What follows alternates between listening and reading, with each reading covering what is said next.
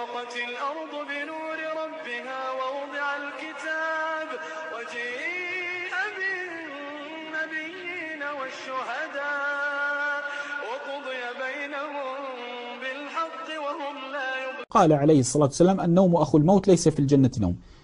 أنت من شدة السعادة في الجنة والتمتع في الجنة سلب الله عنك النوم حتى تستمتع بكل ثانية تمر عليك.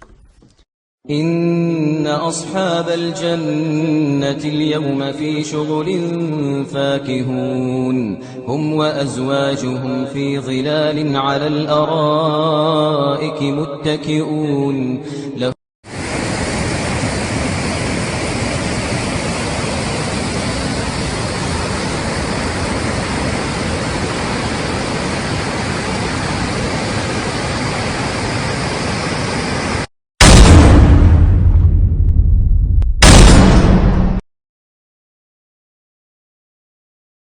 قل هو الله أحد الله الصمد لم يلد ولم يولد ولم يكن له كفوا أحد.